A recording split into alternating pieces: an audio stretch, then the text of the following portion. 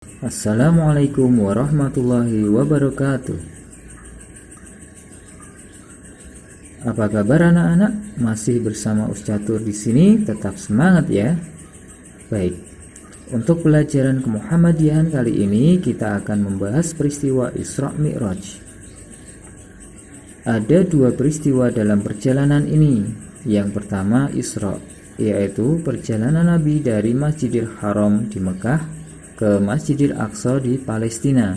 Yang kedua yaitu Mi'raj, yaitu perjalanan Nabi dari Masjidil Aqsa menuju ke langit ketujuh.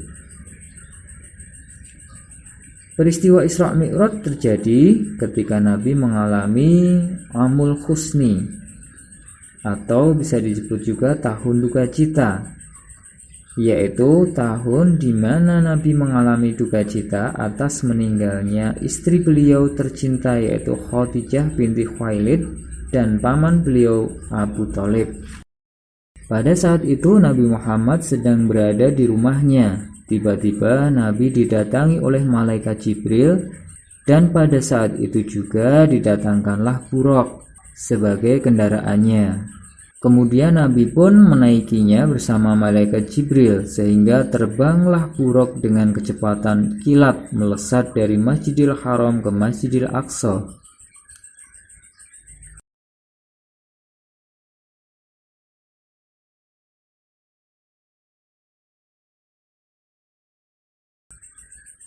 Setelah sampai di Masjidil Aqsa, Nabi langsung mengambil air wudhu dan melaksanakan sholat sunnah 2 rakaat.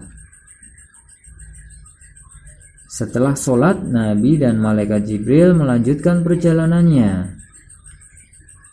Sampai di langit yang pertama, kedatangan Nabi disambut oleh Nabi Adam alaihissalam. Beliau pun mendoakan kebaikan untuk Nabi Muhammad SAW. Di langit yang kedua, Nabi Muhammad bertemu dengan Nabi Yahya alaihissalam dan Nabi Isa alaihissalam. Di langit yang ketiga, Nabi Muhammad bertemu dengan Nabi Yusuf alaihissalam. Di langit yang keempat, Nabi Muhammad bertemu dengan Nabi Idris alaihissalam. Di langit yang kelima, Nabi Muhammad bertemu dengan Nabi Harun alaihissalam. Di langit yang keenam, Nabi Muhammad bertemu dengan Nabi Musa alaihissalam. Kemudian di langit yang ketujuh, Nabi Muhammad bertemu dengan Nabi Ibrahim alaihissalam. Setelah melewati langit ketujuh, Nabi Muhammad diantarkan menuju ke Sidratul Muntaha, dan beliau diperlihatkan juga kekuasaan Allah Subhanahu wa Ta'ala, yaitu surga yang sangat luar biasa indah sekali.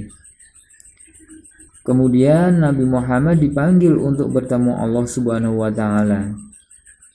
Dalam pertemuan itu, Nabi melihat Allah seperti cahaya yang terang sekali. Lalu Nabi diperintahkan Allah untuk mewajibkan sholat 50 kali dalam sehari semalam. Kemudian Nabi memohon kepada Allah untuk diberi keringanan, karena itu terlalu berat buat umat Nabi Muhammad. Setelah permohonan yang begitu panjang, akhirnya Allah mewajibkan sholat menjadi 5 waktu dalam sehari semalam, yaitu subuh, zuhur, asar, maghrib, dan isya. Pada akhirnya Nabi diantar pulang turun ke bumi dan kembali ke rumahnya dalam sekejap. Begitulah perjalanan Isra dan Mi'raj, hanya ditempuh dalam waktu 1 malam saja.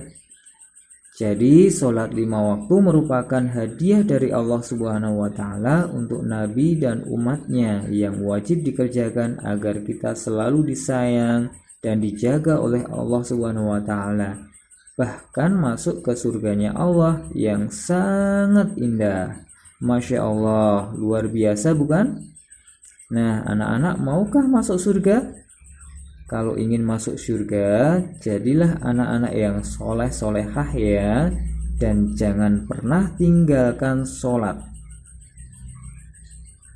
Demikian anak-anak, pelajaran kita kali ini. Selamat belajar dan jagalah kesehatan.